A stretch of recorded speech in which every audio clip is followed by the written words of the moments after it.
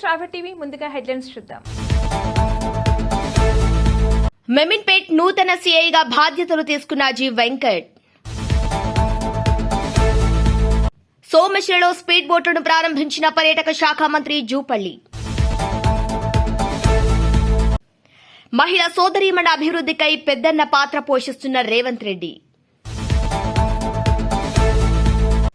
Champions trophy అందుకున్న టీ భారత్.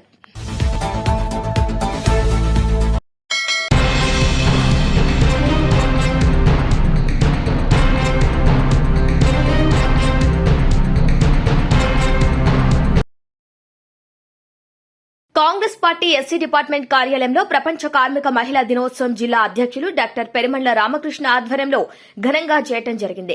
ఈ కార్యక్రమంలో జిల్లా SC department chairman doctor Perumandla Ramakrishna మాట్లాడుతూ 1850 సంవత్సరాల కాలంలో గ్రామాల్లో వ్యవసాయం సరిగ్గా లేక పారిశ్రామిక రంగాల్లో మహిళామణులు పనిచేయటకు వెళ్లేవారు. కానీ అక్కడ పని భారం ఎక్కువై పని గంటలు 16 మరియు 18 గంటలుగా ఉండేవి. ఆ పని గంటల సమయంలో చంటి బిడ్డలను చూసుకోవాలన్న ఆరోగ్య సమస్యలు ఉండి కొంచెం విశ్రాంతి తీసుకున్నా ఆ సమయాన్ని బట్టి కూలీ తక్కువ ఇచ్చేవారు. చాలీచాలని వేతనాలతో ఆరోగ్య సమస్యలు, కుటుంబ సమస్యలతో మహిళల హక్కుల కోసం సోషలిస్టు ఉద్యమాలు మొదలై 1975 సంవత్సరం మార్చి 8న ఐక్యరాజ్య సమితిలో మీటింగ్ ద్వారా కొన్ని హక్కులు కల్పించబడ్డాయి. గత కాంగ్రెస్ ప్రభుత్వంలో డాక్టర్ బాబాసాహెబ్ అంబేద్కర్ రాజ్యాంగం ద్వారా మహిళలకు పురుషులతో సమానంగా హక్కులు కల్పించడం జరిగింది.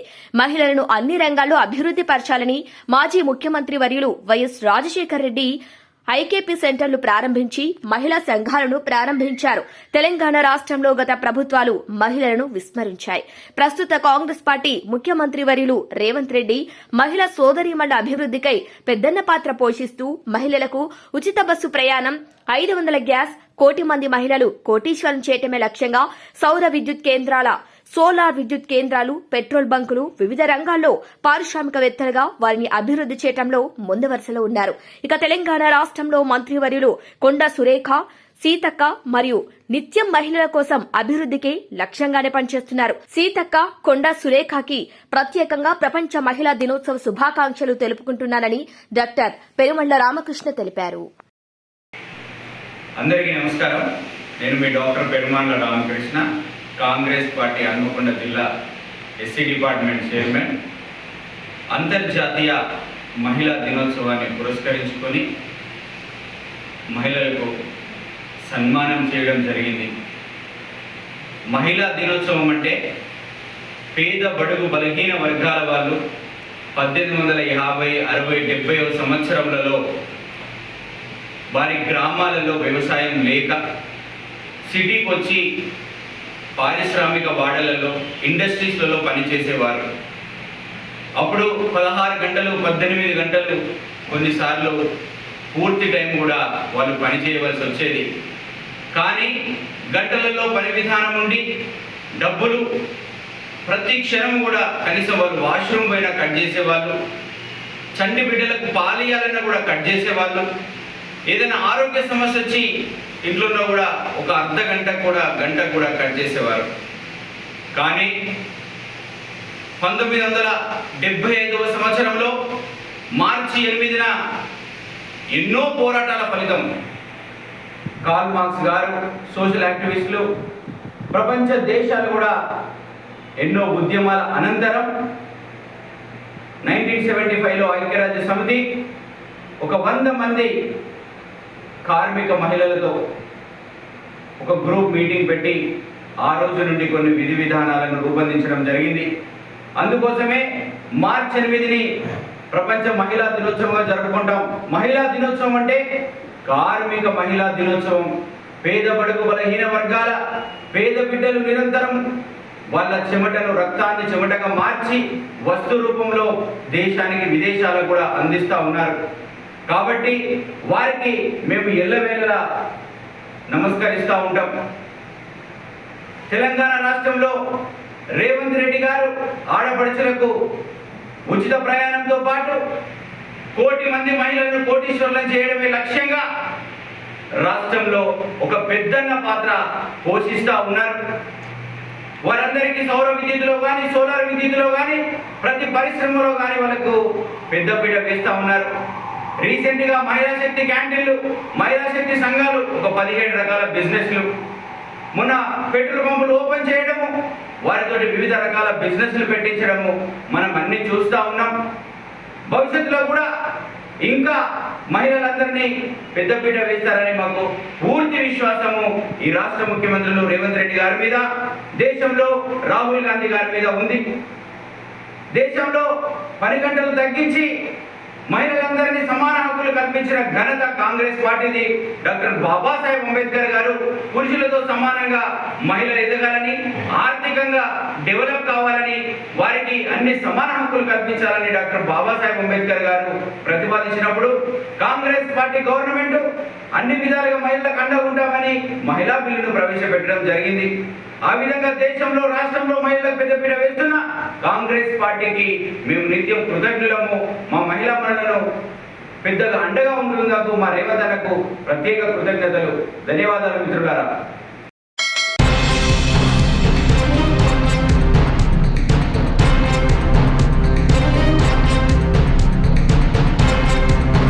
ఛాంపియన్స్ ట్రోఫీని టీఇండియా అందుకుంటుంది. ఛాంపియన్స్ ట్రోఫీ 2025 ఫైనల్లో భారత్ న్యూజిలాండ్ పై ఘన విజయం సాధించి కప్పును కైవసం చేసుకుంది.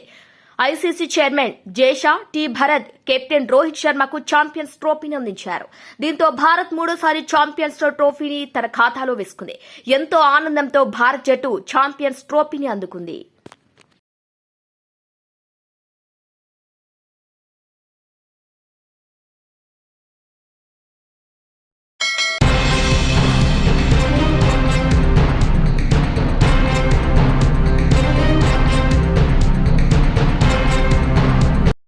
వికారాబాద్ జిల్లా మెమిన్పేట్ సర్కిల్ సిఐ నవీన్ కుమార్ బదిలీపై డీసీఆర్బీ వికారాబాద్ వెళ్లారు. నూతన ఇన్స్పెక్టర్ గా శ్రీజీ వెంకట్ ఐజీ ఆఫీస్ నుండి బదిలీపై వచ్చి ఈ రోజు బాధ్యతలు తీసుకున్నారు.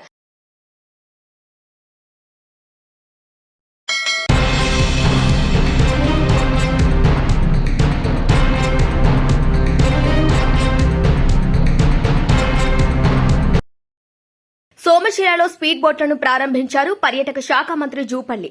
ఇక ఈ కార్యక్రమంలో పాల్గొన్నారు రాష్ట్ర పర్యాటక శాఖ కార్పొరేషన్ జీఎం ఇబ్రహీం, జిల్లా టూరిజం అధికారి కల్వరాల నరసింహ.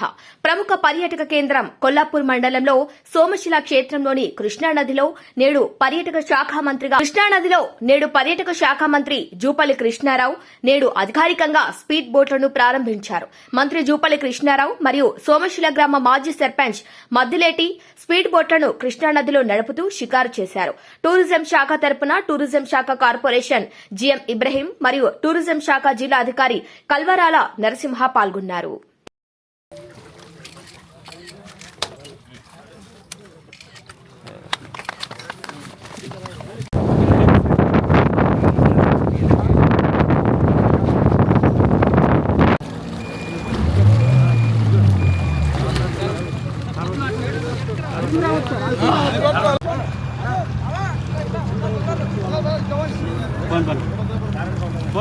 पण तंत्र होडी अरे सार्वेन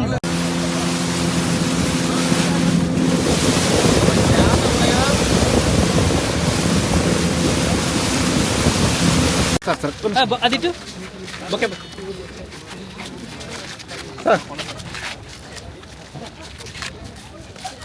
ओके सर.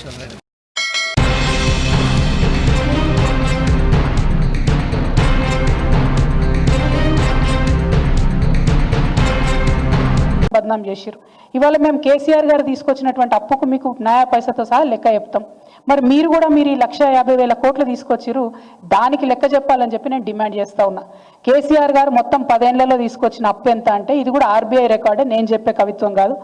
అప్పు ఎంత అంటే 3,89,000 కోట్లు. దాంతోపాటు మనం గ్యారంటీలు ఇస్తాం కార్పొరేషన్లకు ప్రభుత్వంగా, అది మరొక 38 కోట్లు, అంటే 38,000 కోట్లు. మొత్తం కలిపి 4,30,000 కోట్ల రూపాయలు కేసీఆర్ గారు అప్పు తీసుకొచ్చారు. తీసుకొస్తే ఒక్క కాళేశ్వరంకే 90,000 కోట్లు మేము ఖర్చు పెట్టినాం. అది కాకుండా ఇతర మొత్తం ప్రాజెక్టులకు, పెండింగ్ ప్రాజెక్టులకు, రిజర్వాయర్లకు, చెరువులకు, మైనర్ ఇరిగేషన్, మేజర్ ఇరిగేషన్ అన్ని కలుపుకుంటే 1,37,000 కోట్లు వాటి కోసం పెట్టడం జరిగింది. మిషన్ భగీరథ మీద 37,000 కోట్లు పెట్టడం జరిగింది. మొత్తంగా అగ్రికల్చర్ అంతా కూడా, వ్యవసాయం అంతా కూడా చూసుకుంటే 30,000 కోట్లు రుణమాఫీ చేసినాం. అట్లానే ఫ్రీ కరెంట్ రైతులకు ఇవ్వడానికి 36,000 కోట్ల రూపాయలు ఖర్చు పెట్టినాం. రైతు బంధుకు 73,000 కోట్లు ఖర్చు పెట్టినాం. రైతు బీమాకి 6,892 కోట్లు ఖర్చు పెట్టినాం. అదే కాకుండా మనం మొత్తం కరెంటు వ్యవస్థ అంతా రాష్ట్రంలో మంచి చేయాలంటే పరిశ్రమలకు కరెంట్ ఇవ్వాలి, ఆఫీసులకు కరెంట్ ఇవ్వాలి, రైతులకు కరెంట్ ఇవ్వాలంటే కరెంటు వ్యవస్థను మొత్తం గాడిన పెట్టడానికి పెట్టిన ఖర్చు 1,38,000 కోట్లు. అదేవిధంగా ఆరోగ్యం మీద పెట్టినటువంటి ఖర్చు 61,000 కోట్లు. సంక్షేమం మీద కేసీఆర్ గారు పెట్టినటువంటి ఖర్చు 10 ఏళ్లలో 2,83,000 కోట్లు. అంతేకాకుండా ప్రతి గింజ చివరికంట ప్రతి గింజ ధాన్యం కొంటే కేసీఆర్ గారు రైతులకు అకౌంట్లకు డైరెక్ట్ చేసినటువంటి డబ్బులు 1,34,000 కోట్లు. అంటే మేము తీసుకొచ్చిన అప్పు 4,30,000 కోట్లు అయితే మేము సృష్టించినటువంటి సంపద 50 లక్షల కోట్ల పైచిలుకుంది. ఇప్పుడు నేను చెప్పినటువంటి లెక్క దాదాపు 7-8 లక్షల కోట్లు డైరెక్ట్ చెప్పే లెక్క. ఇండైరెక్ట్గా వచ్చింది సాధించినటువంటి ప్రగతి ఇంకా అనేకమైనటువంటి ఇండికేటర్స్, అనేకమైన రిపోర్ట్స్ ఉన్నాయి. వాటన్నిటి ప్రకారం కేసీఆర్ గారు తీసుకొచ్చిన అప్పు 4,30,000 కోట్లు అయితే సృష్టించినటువంటి సంపద 50 లక్షల కోట్లు. అంతేకాకుండా ఇవాళ ఒక మాట ఉంటుంది, జనరల్గా ఏదైనా వ్యవస్థ, ఇల్లు, ప్రభుత్వం, రాష్ట్రం, దేశం ఏది నడిపినా కూడా మనం తీసుకొచ్చినటువంటి అప్పు ఎంత ఉంది, దాని నుంచి మనం సృష్టించినటువంటి సంపద ఎంత ఉందని పారామీటర్ ఉంటుంది. అంటే మనం తీసుకొచ్చినటువంటి అప్పుతోని మనం ప్రాపర్గా ఇన్కమ్ జనరేట్ చేసుకుంటూ అప్పు కట్టుకుంటూ పోతే మనకు తగ్గుతూ ఉంటుంది. ఏంటిదంటే దాన్ని ఒక మాట సాంకేతికంగా ఉంటుంది, కానీ ఇది ఖచ్చితంగా తెలవాలి విద్యార్థులకు, మేధావులకు అని చెప్తా ఉన్నా. ఇంట్రెస్ట్ పేమెంట్ పర్సెంటేజ్ ఏదైతే మన రాష్ట్రంలో వచ్చే ఆదాయంతో ఇంట్రెస్ట్ పేమెంట్ పర్సెంటేజ్ ఏదైతే ఉంటుందో అది రాష్ట్రం వచ్చేటప్పటికి, తెలంగాణ రాష్ట్రం వచ్చేటప్పటికి 21.64 అంటే 21.64% ఉంటే మా ప్రభుత్వం అయిపోయినాటికి 2023లో మేము అధికారంలోంచి వెళ్ళిపోయే సమయానికి 17.19% తగ్గించుకోగలిగినాం. అంటే ఎంత బాధ్యతగా తీసుకొచ్చినటువంటి అప్పును నిర్మాణాత్మకంగా గడితే అది సాధ్యమైందన్నటువంటి విషయం ప్రజలందరూ గమనించాలని చెప్పి నేను కోరుతా ఉన్నాను. మరి ఇవాళ ముఖ్యమంత్రి గారి గురించి ఆలోచిస్తుంటే నిజంగా చాలా దయనీయంగా ఉంది. ఆయనకు ఒక సామాజిక దృక్పథం లేదు, ఒక ఆర్థిక క్రమశిక్షణ లేదు, వాగ్దానాలు నిలబెట్టుకోవాలనేటటువంటి నియతి లేదు, కనీసం భవిష్యత్తు పట్ల ఒక దూరదృష్టి లేదు, పేదవాని కడుపు నింపాలనేటటువంటి ఆలోచన లేదు. నేనేమంటున్నా అంటే ఈ 15 నెలలల్లో మీరు వచ్చినట్టు అప్పులు తీసుకుపోయి పెద్ద కాంట్రాక్టర్లకు ఇచ్చిండ్రు. ఇంకా 35 నెలలు మాత్రమే ఉన్నది. కనీసం నెలకొక మంచి పని చేయండి. మీరు ఒక నెలకొక్క మంచి పని అనే ఒకటైనా మంచి పని చేయండి. ఈ 15 నెలల్లో చెప్పుకునే స్థాయిలో ఒక పని కూడా మీరు చేయలేదు. అదేవిధంగా మీరు ఈ అప్పు ఏదైతే తీసుకొచ్చిరో ఆ అప్పుకు సంబంధించి ఖచ్చితంగా ఒక వైట్ పేపర్ రిలీజ్ చేయాలని చెప్పి నేను డిమాండ్ చేస్తా ఉన్నా. ఎందుకంటే 12,000 కోట్లు నెలకు నికరంగా డబ్బులు కనబడుతున్నాయి. ఒక్క సంక్షేమ పథకం ప్రారంభం కాలేదు, ఒక్క పెద్ద ప్రాజెక్టు ప్రారంభం కాలేదు, కానీ పెద్ద కాంట్రాక్టర్లకు మాత్రం పేమెంట్స్ కంటిన్యూస్గా జరుగుకుంటూ పోతున్నాయి. ఈ విషయాన్ని ప్రజలు గమనిస్తూ ఉన్నారు. మీ ప్రాధాన్యత పెద్దవాళ్ళ మీద ఉంది, పేదవాళ్ళ మీద లేదు. కాబట్టి ఇప్పుడు రేపు గవర్నర్ ప్రసంగం ఉంది, దాంట్లో ఉన్న క్లారిటీ ఇవ్వండి. మనకి మొత్తం ఈ మంత్ అంతా కూడా బడ్జెట్ సమావేశాలు ఉంటాయి, దాంట్లో ఉన్న వైట్ పేపర్ పెట్టండి, కానీ ఒక స్పష్టత ఇవ్వండి. ఇవాళ మీరు 1,50,000 కోట్ల అప్పు 15 నెలల్లో తీసుకొస్తే మరి మీ వైఖరి చూస్తుంటే ఇంకొక 3.5 లక్షల కోట్ల అప్పు తెలంగాణ ప్రజలు నెత్తిన మోపేటట్టు కనపడతా ఉన్నది. కానీ దాని నుంచి నిర్మాణాత్మకమైన పని జరుగుతలేదు. అన్నిటికన్నా ఎక్కువ కేసీఆర్ గారి నినాదం ఒకటే ఉండే, ఆత్మగౌరవంతో కూడినటువంటి అభివృద్ధి అనేటటువంటి నినాదం కేసీఆర్ గారిది ఉండే. మీరు ఇవాళ నయవంచనతో కూడినటువంటి పనులు చేస్తున్నారు తప్పితే ఎక్కడ కూడా కరెక్ట్ మాట్లాడతలేరు. నిన్న విలేకరు అడిగిన ప్రశ్నకు తప్పించుకోవడానికి బుకాయించారు మీరు. అంటే మీ ప్రభుత్వం ఏంటంటే బుకాయింపుల ప్రభుత్వం, బెదిరింపుల ప్రభుత్వం, బేడీల ప్రభుత్వం, సాడీల ప్రభుత్వం. కేసీఆర్ మీద సాడీలు చెప్పాలి, అడిగినోనికల్లా బేడీలు వేయాలి, ఎవరైనా గట్టిగా అడిగితే బుకాయించాలి. ఇది తప్పితే మీరు చేస్తున్నది ఏం లేదు. మళ్ళీ ఒకసారి నేను ముఖ్యమంత్రి గారిని కోరుతా ఉన్నా, మీరు తెలంగాణను అవమానపరచకండి. మీకు నిజంగా రెవెన్యూ రిసీట్స్ ఏందో, క్యాపిటల్ ఎక్స్పెండిచర్ ఏందో తెలియకపోతే దయచేసి అధ్యయనం చేయండి, తెలుసుకోండి. అంతేగాని తెలంగాణను అవమానపరచకండి. ఆయన మాట్లాడుతున్న మాటలు చూస్తుంటే నేను ఎట్లా అనిపించిందంటే, ఓ పక్కనేమో 500 కోట్లు లేవంటాడు, ఇంకో పక్కనేమో నా పోటీ న్యూఢిల్లీతో కాదు న్యూయార్క్తో అంటాడు. మరి 500 కోట్లు లేని వాళ్ళు న్యూయార్క్ లెక్క ఎట్లయితారు నాకు అర్థం కాదు. అంటే విషయం ఏంటంటే ఆయనకు సబ్జెక్టు లేదు, ఆబ్జెక్టు లేదు, అంత బబ్రాజమాదం భజగోవిందం అన్నట్టు అవుతుంది పరిస్థితి తప్పితే ఇంకోటి ఏం లేదు. నేను ముఖ్యమంత్రి గారిని మళ్ళీ కోరుతున్నా, మీరు బాధ్యతాయుతమైన పొజిషన్లో ఉన్నారు, తెలంగాణను అవమానం చేయకండి. తెలంగాణలో మంచి పొజిషన్లో ఉన్నారు, దాన్ని అట్లా నిలబెట్టండి, ముందుకు తీసుకెళ్ళండి.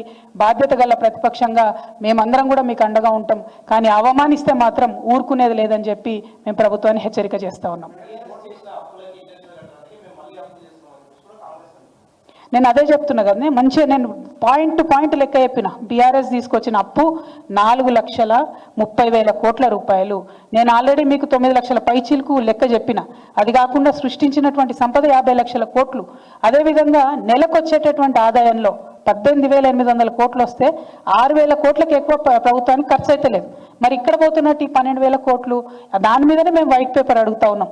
ఈ 12,000 కోట్లల్లో ఈ 15 నెలలలో ఒక్క పెద్ద పని కూడా వాళ్ళు చేయలే. మరి ఎవరికి ఇస్తున్నారు పైసలు? ఎందుకోసం ఇస్తున్నారు పైసలు? ఎందుకు అప్పులు ఇంకా తీసుకొచ్చి రాష్ట్ర ప్రభుత్వం మీద, రాష్ట్ర ప్రజల మీద భారం వేస్తున్నారని నేను ప్రశ్నిస్తాను.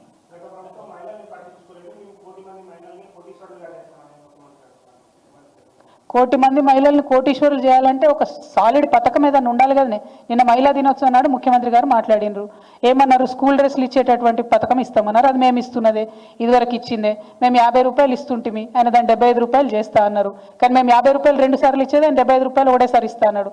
అంటే కోషిని తప్పితే పెంచింది ఏం లేదు. ఏ పథకం తీసుకున్నా కేసీఆర్ గారి పథకంలో కోతలు పెట్టడం తప్పితే ఆయన చేస్తున్నటువంటిది ఏమీ లేదు. కొత్త పథకం లేదు. అప్పులు చేస్తున్నారు, తప్పులు చేస్తున్నారు తప్పితే ఏ ఒక్క విషయంలో కూడా ఏదో గొప్పగా పనిచేస్తున్నారు అనేటటువంటి ఆలోచన కనపడతలేదు. పెట్రోల్ బంక్ పెట్టించినామన్నారు బ్రదర్ మహిళలకు. ఏంది మొత్తం జిల్లా సమాఖ్యలో అంటే వేలాది మంది మహిళలకు కలిసి దాని లాభం పంచుతారంట. అంటే జుట్టుకు రూపాయి కూడా రాదబ్బా నేను చెప్పేది. అటువంటి పరిస్థితుల్లో ఎట్లా కోటీశ్వర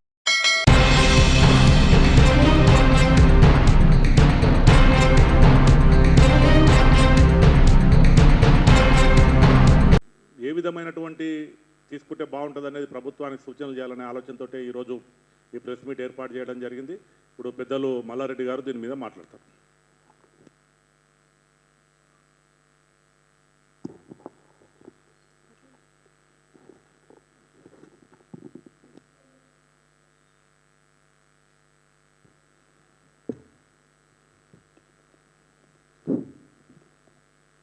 మీడియా మిత్రులందరికీ నమస్కారం. Hyderabad metro development authority HMDA 2008లో ఏర్పాటు చేసిన తర్వాత 2012లో మాస్టర్ ప్లాన్ రూపొందించడం జరిగింది. 2012లో మాస్టర్ ప్లాన్ రూపొందించినప్పుడు ఏ ప్రాంతం ఏ జోన్ కింద పెట్టాలా అనేది మరి ప్రజల యొక్క సూచనలు సలహాలు తీసుకొని చేయవలసినటువంటి అవసరం ఉండే. ఆ రకంగా కాకుండా ఈ జోన్ల నిర్ణయం అనేది ఏకపక్షంగా చేసి రైతులకు అన్యాయం జరిగే విధంగా వాళ్ళు నోటిఫికేషన్ ఇవ్వడం అనేది జరిగింది. 2012లో కూడా భారతీయ జనతా పార్టీ అప్పుడు ముఖ్యమంత్రిగా ఉన్నటువంటి కిరణ్ కుమార్ రెడ్డి గారికి బీజేపీ రాష్ట్ర పార్టీ తరఫున అప్పుడు రాష్ట్ర అధ్యక్షులు బండారు దత్తాత్రేయ గారి నాయకత్వంలో మరి మేమందరం కూడా పోయి మెమరాండం ఇవ్వడం జరిగింది. రైతులకు అన్యాయం జరిగింది. రియల్ ఎస్టేట్ వ్యాపారులు, బడాబాబులు, బ్రోకర్లకే ఇది వాళ్ళ అనుకూలంగా అంటే రెసిడెన్షియల్ జోన్ కావచ్చు లేదా మల్టిపుల్ జోను. మల్టిపుల్ అంటే ఏదైనా నిర్మాణం చేసుకోవచ్చు, అంటే ఇల్లు కట్టుకోవచ్చు, ఇండస్ట్రీ పెట్టుకోవచ్చు, హై రైజ్ బిల్డింగులు కట్టుకోవచ్చు. ఈ రకమైనటువంటి జోన్ వాళ్ళకు ఉంది. ఆ రకంగా పెట్టారు. కానీ ఏదైతే పేద రైతులు, అమాయకమైనటువంటి రైతులుండో, చిన్న సన్నకారు రైతులుండో వాళ్ళ భూములు మాత్రము కన్జర్వేషన్ జోన్లో పెట్టారు. అదేవిధంగా ఈ పెరిఫెరల్ జోన్లో పెట్టారు, ఓపెన్ జోన్లో పెట్టినరు. ట్రాఫిక్, రవాణా, అదేవిధంగా ఓపెన్ స్పేసు, రిక్రియేషన్, ఇటువంటి పబ్లిక్, సెమీ పబ్లిక్ ఇటువంటి జోన్లలో పెట్టారు. ఈ జోన్లలో జోన్ నుంచి మార్చడానికి అవకాశం ఉండదు. కన్జర్వేషన్ జోన్ కానీ ఈ నేను చెప్పినటువంటి ఏ జోన్లో కూడా రైతుకు భూమి ఉన్నా, నాకు 5 ఎకరాలు 10 ఎకరాల భూమి ఉన్నా ఒక ఇల్లు కట్టుకోవడానికి కూడా అనుమతి ఇవ్వడం లేదు. ఈ రకమైనటువంటి జోన్లో ఉండడం వల్ల రైతులు తీవ్రంగా నష్టపోతున్నారు. కాబట్టి ఈ యొక్క జోన్లు ఏదైతుందో ఇది మార్చాలని చెప్పేసి దీన్ని మళ్ళీ పునఃసమీక్ష చేసి చేయాలని చెప్పేసి మనం ఆ రోజే మెమరాండం ఇచ్చినాం.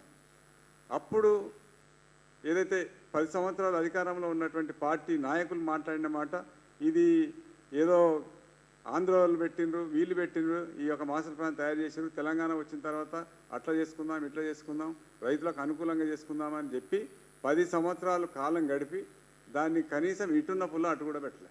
ఏమాత్రం ఒక చిన్న మార్పు కూడా చేయలే. ఎందుకనంటే జోన్ల మార్పుల్లో అవినీతి అక్రమాలు ఏ రకంగా జరుగుతున్నాయనంటే ఎవరికి తెలియనటువంటి కోట్లాది రూపాయలు చేతులు మారుతూ ఉన్నాయి. ఎవరికి తెలియదు, ఇది బయటి వాళ్ళకు ఇంత అక్రమాలు ఉంటాయా దీంట్లో ఈ జోన్ మార్పిడికి ఎకరకు 1 కోటి రూపాయలు 2 కోట్ల రూపాయలు తీసుకుంటారా అని ఆశ్చర్యపోయే విధంగా ఆ రకమైనటువంటి అక్రమాలు జరుగుతూ ఉన్నాయి.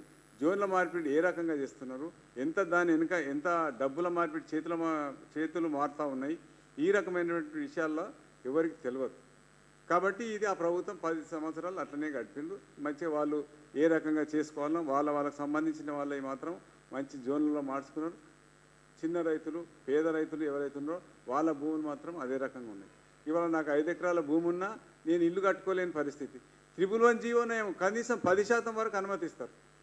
ఏదైతే 84 గ్రామాల్లో చేవెళ్ళ, శంకర్పల్లి, మోయినాబాద్ ఆ ప్రాంతంలో ఉన్నటువంటి ఇదైతే మన గండిపేట్, అదేవిధంగా హిమాయత్ చెరువుల యొక్క పరిరక్షణకు కోర్టు ఆదేశాల ప్రకారం ఆ 111 జీవో వచ్చిందో ఆ జీవో ప్రకారం కూడా 10% నిర్మాణం చేసుకోవచ్చు.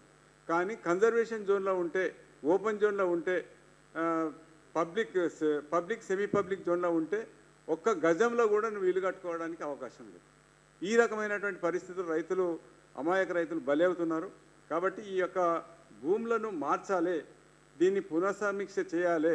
మరి దాదాపు 12 సంవత్సరాలు 13 సంవత్సరాలు అవుతుంది. కాబట్టి ఈ హెచ్ఎండిఏ మాస్టర్ ప్లాన్ తప్పకుండా దీన్ని పునర్సమీక్ష చేసి దాన్ని రైతులకు అనుగుణంగా ఈ యొక్క జోన్ల మార్పిడి చేయాలని భారతీయ జనతా పార్టీ తరఫున మేము డిమాండ్ చేయబోతున్నాం.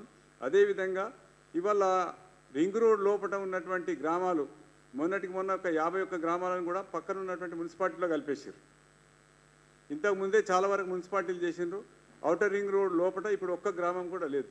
ఔటర్ రింగ్ రోడ్ లోపల గ్రామాలనేమో మున్సిపాలిటీగా మార్చారు, భూములనేమో ఇంకా కన్జర్వేషన్ జోన్లో ఈ జోన్లో పెట్టడంలో అర్థం లేదు. కాబట్టి నివాస భూములుగా వాటిని కూడా మార్చి రైతులకు న్యాయం చేయాలని కూడా మేము కోరుతా ఉన్నాం. అదేవిధంగా రింగ్ రోడ్ బయట ఉన్నటువంటి రైతులకు కూడా న్యాయం జరగాలి. రింగ్ రోడ్ బయట 5 ఎకరాలు 10 ఎకరాలు ఉండొచ్చు, కనీసం రైతుకు ఒక 5 ఎకరాల వరకైనా వాళ్ళు కోరుకునేటటువంటి జోన్ మార్పిడి చేసుకోవడానికి అవకాశం ఇవ్వాలి. అదేవిధంగా జోన్ల మార్పిడి ఇవాళ గవర్నమెంట్కి పోతుంది. ఆ ఫైల్ ఎక్కడ పోతుంది? నేరుగా ముఖ్యమంత్రి గతంలో రెవెన్యూ మన మున్సిపల్ డెవలప్మెంట్ మినిస్టర్ కేటీఆర్కు ఇవ్వడం జరిగింది. వాస్తవంగా అది ముఖ్యమంత్రికి పోవాలి. ఇప్పుడు ముఖ్యమంత్రి, పట్టణాభివృద్ధి శాఖ మంత్రి ఇద్దరు ఒకటే. ఇప్పుడు కూడా మళ్ళీ ముఖ్యమంత్రికి ఫైల్ పోవాలి. ఎవరైనా సాధారణ రైతు 1 ఎకరం 2 ఎకరాలు 3 ఎకరాలు ఉన్న రైతు నా ఈ జోన్ మార్పిడి చేసుకోవాలని అక్కడ వరకు పోయే పరిస్థితి ఉందా? అది చేయగలుగుతాడా? కాబట్టి ఈ రకంగా ఈ జోన్ల మార్పిడి కూడా హెచ్ఎండిఏ పరిధిలోనే చేస్తే రైతులకు న్యాయం జరుగుతుంది అనేది భారతీయ జనతా పార్టీ మేము కోరుతా ఉన్నాం. అదేవిధంగా రింగ్ రోడ్ వేసిన తర్వాత దానికి ఆ సర్వీస్ రోడ్లకు ఆనుకున్నటువంటి భూములు, రైతుల భూములు ఉన్నాయి. 50 ఫీట్ల వరకు ఏం నిర్మాణం చేయొద్దని చెప్పారు, కానీ రోడ్డుకు మాత్రం రావద్దని చెప్పారు. రింగ్ రోడ్డుకు ఆనుకొని భూమి ఉన్నా రైతు రోడ్డు మీదకి రావడానికి లేదు. ఈ నిబంధన ఉంది, ఆ నిబంధన తొలగించాలి. రైతుల కోసము ఈ రోడ్ వేసి రైతులు భూమి ఇచ్చినటువంటి రైతులకు ఆ రైతు కూడా నీవు రోడ్ ఇవ్వకపోతే ఇంకా ఎవరికి ఇస్తున్నట్లు లెక్క.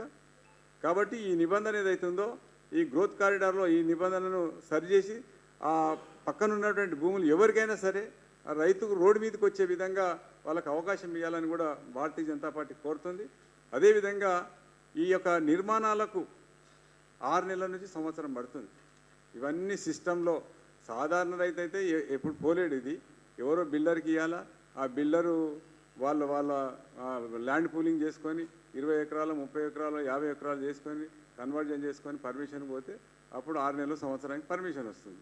ఈ పర్మిషన్ ప్రక్రియ కూడా చాలా సులభతరం చేయాలి. 3 నెలలు 2 నెలలు 3 నెలల లోపల రావాలి. నెలల తరబడి సంవత్సరాల తరబడి వేచి చూడవలసినటువంటి పరిస్థితులు ఉన్నాయి. మరి అన్ని రకాలైనటువంటి అనుకూల పరిస్థితి అంటే ఎలాంటి నిబంధనలు లేకున్నప్పటికీ కూడా సాధారణ పరిస్థితుల్లో అనుమతి తీసుకోవడానికి కూడా 6 నెలల నుంచి సంవత్సరం పడుతుంది. ఆ రకంగా కాకుండా చాలా సులభమైనటువంటి పద్ధతిలో తక్కువ సమయంలో అనుమతులు ఇవ్వాలని భారతీయ జనతా పార్టీ తరఫున మేము కోరుతా ఉన్నాం. మరి దాదాపు ఇందులో 7 జిల్లాలు హైదరాబాద్, రంగారెడ్డి, మేడ్చల్, సంగారెడ్డి, మెదక్, సిద్దిపేట, భువనగిరి 7 జిల్లాలతో పాటు ఆ 7 జిల్లాలో ఉన్నటువంటి 70 మండలాలు, 24 మున్సిపాలిటీలు, 8 మున్సిపల్ కార్పొరేషన్లు, సుమారు 750 గ్రామాలు ఈ యొక్క పరిధిలో ఉన్నాయి. దాదాపు 50,000 మంది రైతులకు ఈ రకంగా అన్యాయం జరుగుతూ ఉన్నది. ఈ వివిధ అంటే రైతులకు ఏది మన రెసిడెన్షియల్ కానీ మల్టిపుల్ జోన్లో కానీ లేనటువంటి రైతులు ఎవరైతుండ్రో 50,000కు పైగా రైతులకు ఈ రకంగా అన్యాయం జరుగుతుంది. ఆ రైతులందరికీ కూడా న్యాయం చేయవలసినటువంటి అవసరం ఉందని నేను ఈ సందర్భంగా కోరుతా ఉన్నాను. అదేవిధంగా దీన్ని భారతీయ జనతా పార్టీ ఈ యొక్క ఉద్యమ రూపంలో తీసుకుపోవాలని నిర్ణయం చేయడం జరిగింది. త్వరలోనే ఇప్పుడు మేడ్చల్ జిల్లా యొక్క కరపత్రం కూడా దాన్ని తయారు చేయడం, అదేవిధంగా దానికి ముఖ్యమంత్రికి ఒక లేఖ రాస్తూ ప్రతి రైతు కూడా ఒక లేఖను మరి రాస్తున్న యొక్క జోన్ మార్పిడి కోసం మరి రిక్వెస్ట్ చేయడానికి కోసం ప్రతి రైతు దగ్గరకు పోయి సంతకాల సేకరణ చేసి దీన్ని రాష్ట్ర ప్రభుత్వానికి ఒక ఉద్యమ రూపంలో తీసుకుపోయి మార్పిడి చేయడానికి కోసం భారతీయ జనతా పార్టీ ఉద్యమ కార్యక్రమాన్ని రూపొందించడం జరిగింది. దీంట్లో ఇటీవలనే మన క్యాబినెట్ మీటింగ్లో కూడా వాళ్ళు ఈ యొక్క హెచ్ఎండిఏ పరిధిని ట్రిపుల్ ఆర్ అవతల ఇంకొక 5 కిలోమీటర్ల వరకు పొడిగించాలన్నారు. విస్తరించండి, మాకేం అభ్యంతరం లేదు. కానీ గతంలో ఏ రకమైనటువంటి పొరపాటు చేసి రైతులను ఇబ్బంది పెట్టిందో మీ ఇష్టం ఉన్నటువంటి జోన్లలో పెట్టి ఆ రకంగా కాకుండా రైతులకు అనుకూలంగా రైతులకు ఏది ఇష్టం ఉంటే ఆ రకమైనటువంటి జోన్లో పెట్టాలి. కానీ రైతు భూమిని నీ ఇష్టం వచ్చిన జోన్లో పెట్టడానికి నీకు హక్కు ఎక్కడిది, నీకు అధికారం ఎక్కడిది? నీకు అడవులు ఉన్నాయి, చెరువులు ఉన్నాయి, కుంటలు ఉన్నాయి, ఇవన్నిటి పరిరక్షించుకోండి. వేలాది ఎకరాల్లో చెరువులు, కుంటలు, అడవులు ఉన్నాయి, వాటిని ప్రభుత్వ భూములు ఉన్నాయి. వాటిని పరిరక్షించకుండా వాటిని వాతావరణ సమతుల్యం కోసం వాటిని కాపాడుకోకుండా అమాయకుల భూములను ఈ జోన్లలో పెట్టి వాళ్ళని ఇబ్బంది పాలు చేయడం ఎంతవరకు సమంజసం ఇది? కాబట్టి చట్ట ప్రకారము, న్యాయ ప్రకారము, నైతికంగా ఇవన్నీ కూడా రైతులకు విరుద్ధంగా ఉన్నటువంటి అంశాలు. కాబట్టి తప్పకుండా రాష్ట్ర ప్రభుత్వం ఈ విషయంలో పునరాలోచన చేయాలని, ఈ యొక్క హెచ్ఎండిఏ పరిధిని విస్తరించిన ఎవరికి అభ్యంతరం లేదు. కానీ రైతులకు వ్యతిరేకంగా, ప్రయోజనాలకు విరుద్ధంగా ఈ యొక్క జోన్ల నిర్ణయం చేయకూడదు. పాత జోన్ల విషయంలో కూడా పునరాలోచన చేసి రింగ్ రోడ్ లోపల ఉన్నటువంటి అన్ని గ్రామాలకు సంబంధించిన రైతులందరి యొక్క భూములను కూడా రెసిడెన్షియల్ కానీ మల్టిపుల్ జోన్లకి మార్చాలని భారతీయ జనతా పార్టీ తరఫున డిమాండ్ చేస్తాము.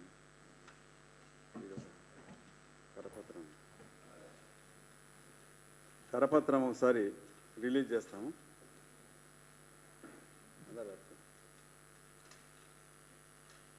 బులెటిన్ హెడ్లైన్స్ మరొకసారి. మంత్రాలమ్మ తల్లిని దర్శించుకొని అమ్మవారి ఆశీర్వాదం తీసుకున్న ఎల్లేని. ముంబై హైవే నేషనల్ 65 పై హైవే రోడ్డుపై ఘోర రోడ్డు ప్రమాదం. పులివెందులో ఘోర రోడ్డు ప్రమాదం, 3 పరిస్థితి విషమం. అనారోగ్యంతోనే నా బిడ్డ మృతి. కాంగ్రెస్ ప్రజాప్రభుత్వంలోనే గ్రామాల అభివృద్ధి, మంత్రి జూపల్లి. ఇవి వాళ్ళ బులెటిన్ అప్డేట్స్. కీప్ వాచింగ్ స్ట్రాబె టీవీ.